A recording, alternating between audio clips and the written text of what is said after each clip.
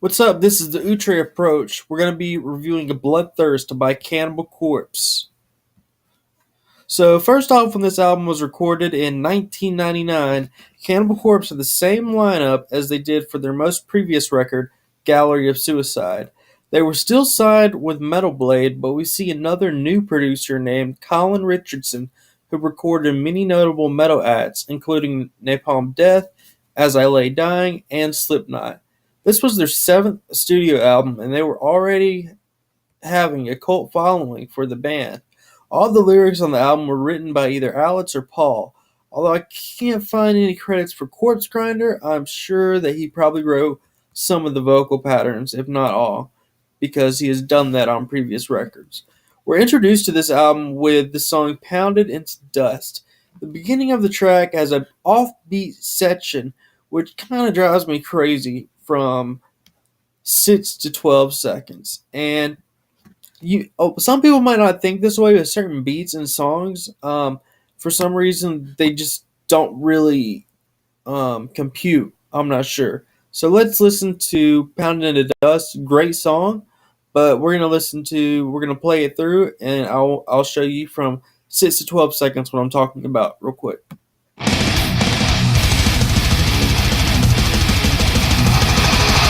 Right here.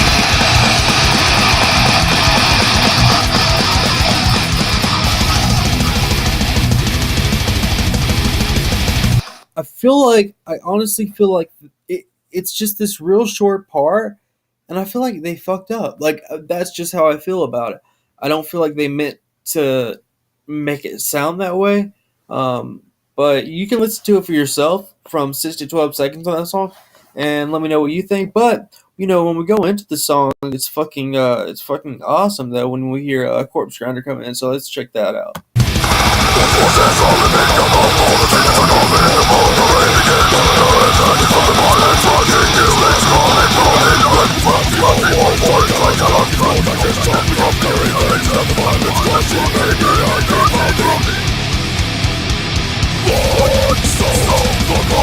So yeah, man. It comes in hard, fast, heavy, and fucking Corpse Grinder.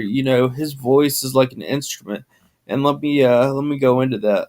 So that first song, I can kind of forgive the 6 to 12 second thing because when Fisher enters with a head splicing vocal track, in itself it adds like an instrument of torture. If I could say that, it's fast, it's memorable, and it's a promising entry into Bloodthirst.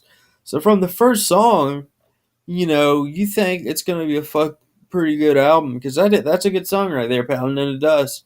Um, so let's keep on moving along. Let's see what we got next. Let's dive into the album. All right, "Dead Human Collection" attaches itself to the momentum and takes us for a ride. Fisher has this way of ending off a verse with either a high scream drawn out, a rising growl from the depths of his being, or the vocal equivalent of the moment a guillotine chops off the head of a bellowing bull. Not an exaggeration. Yeah, seriously, on some of these songs, man, listen to the way he ends his verses. It's really fucking awesome. I think he does a really good job at that. Okay, by the fifth song, music is still good. The vocals are awesome, and the production is slick. However, the instruments haven't got much notice from me yet.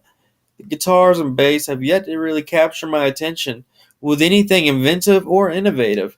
So far, speed and the heavy factor seem to drive the tracks on this album. So, listening from Pound into Dust all the way to Ecstasy and Decay, it's all good music, but I'm not seeing anything new. I'm not very, very impressed. I love Corpse Grinder. He sounds fucking awesome, but there's nothing that really blows my mind here as far as I went. So maybe it can redeem itself. Let's see. Um, so the speed and heaviness seem to be the pursuit of the album, and nothing really changes until track 8, when the buildup of guitar feedback, in which I expected to hear an epic beatdown like Meat Hook Sodomy, or a slow and ominous intro like Born in a Casket, but I was disappointed. when it led to a riff that could be anywhere else on the album, it wasn't anything special. I mean, it wasn't bad. There's a difference, but from a band that has shown so much fucking talent and musicianship, it's quite disappointing and just makes me want to switch out the CD for one of their fucking awesome other albums. Let me show you what I'm talking about. So you now, of course, this is all my opinion, but on Hacksaw Decapitation, it's a really long build up, and you're expecting something fucking awesome, but for some reason, it feels like it just goes to a verse that could be anywhere else in the fucking album. It doesn't flow into it. That's one thing I think the producers could have done better. The beginning, the ominous intro doesn't flow into Hacksaw Decapitation. It's like it stops and then goes straight into the music. It doesn't flow. So let me show you what I'm actually talking about here with a Hacksaw Decapitation. So it's a really long, and it's like over a minute of just fucking you're waiting for something to come. So let's move a little bit. So I'm expecting a fucking banger. Expecting that beat to fucking drop. But I'll show you what comes.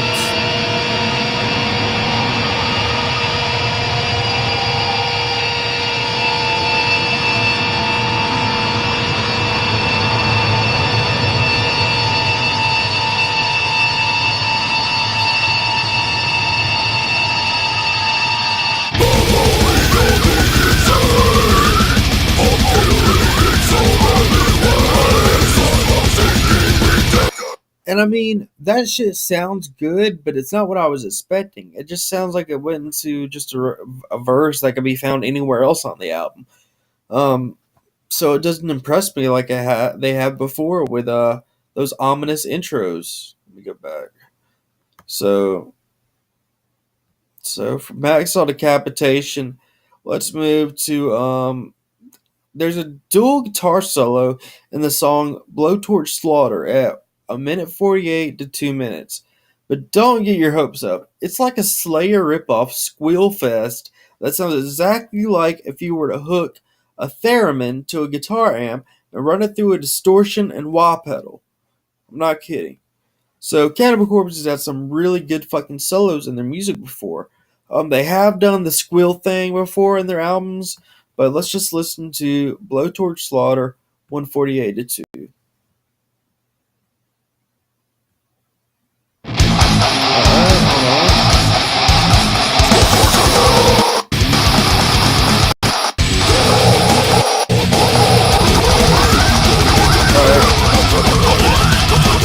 We're at 140.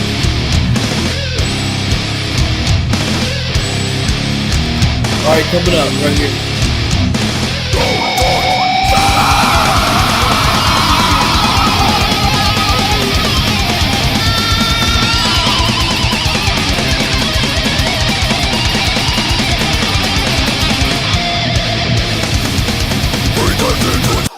So if somebody was to play that, I'd be like, dude, are you fucking playing Raining Blood?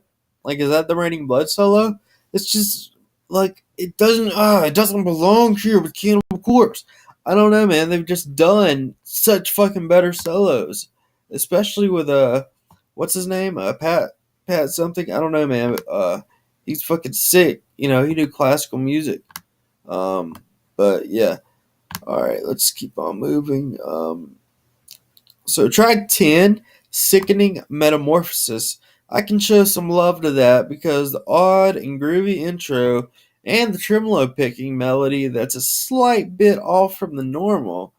The solo in the song at 2 minutes 14, however, very much shorter than the last. It's a lot better than what we've heard so far.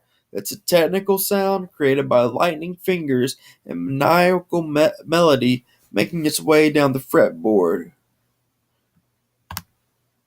It's a much better way to get respect among the guitar gods. So let's check that out. I'm gonna play the beginning of Sickening Metamorphosis so I can show you the groovy, weird intro and tremolo picking, and then I'll jump to the really short solo. So this kind of is a little bit different. They're kind of I like it when they do something different. So let's see.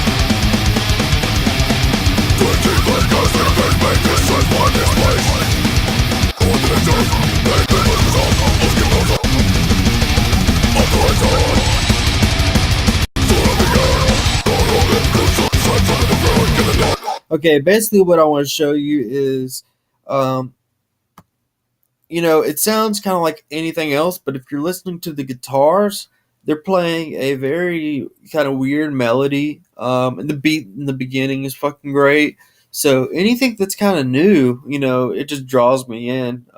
Even if it's shit, I still want to hear something different than going straight through and playing, the same exact type of music all the way through. Okay, so shredding without a care on guitar might be a staple for some bands, but Cannibal Corpse has already proved that they are above that. So why go for eardrum bleeding thrash solos when you can have technical death metal solos? In no way am I hating on thrash bands, guitarists, but I think if they could tread lead with confidence in the solos, it would be a little less dramatic and loud, and instead be very precise and melodic. Hell, not even have a good melody. You catch my drift. Fucking. Cannibal Corpse is partly a thrash band, but I don't think their solos are thrash. I think they can play very technical death metal solos, and in my opinion, that's what they should do because they're good at it. And I feel like they're kind of ripping off Slayer with the squeals. I just think that. Okay. The lyrics on this album don't hold true to a certain theme or a concept. So, in that aspect, the new ground has still not been broken. However, tracks 4, 5, 6 are notable for some things. The Spine Splitter and Ecstasy and Decay use an extensive vocabulary, especially when speaking about anatomy. Track 6, Right by the Beast, piques my interest because it relates to something paranormal. There are not many tracks that instill fear in me.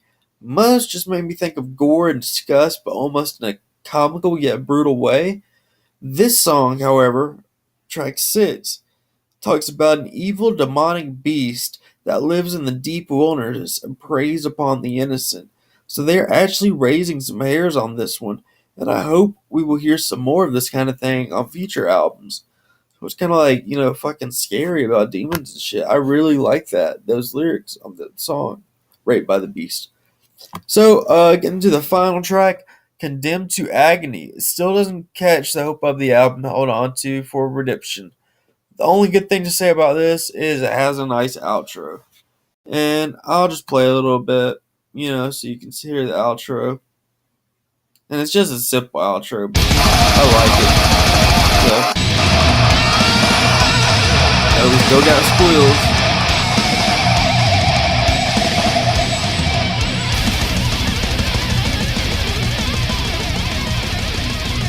The drums are killing it.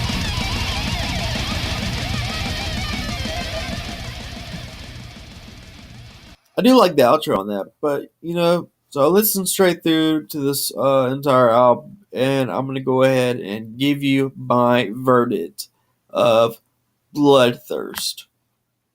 So, no innovation, no variety. The riffs and solos are mostly subpar. The vocals are killer, but are easily overlooked due to monotony. The production is fine by me, and this is the standard Cannibal Corpse record, but it lies in a purgatory of not bad, not good. But when it comes to music, that answer just means bad. I'm going to give Bloodthirst the verdict of 5 out of 10 within the metal genre. So that is my verdict of Bloodthirst. Um, so so far from what I've listened, I've listened to every album leading up to this, and this has been this has got the lowest score so far for me, the lowest verdict. And the reason really that is, like I said, is you have a couple good songs. You got Pound into Dust and Ecstasy and Decay is pretty alright, Dead Human Collection. But I mean, they all flow together. They all sound alike. They're all pretty short. They're heavy, fast, but I just feel like they need to expand that a little bit and kind of. And if they do that, let's fucking hit hard, but let's not do the same thing over and over. Um, that's just how I felt when I listened to this album. I felt I was listening to one very long song because it just sounded like. But yeah, and Corpse Grinder sounded awesome on the album, but you know, that's just what I think about Bloodthirst. So yeah, this was the Outre approach, and I'll see you in the next one. Peace.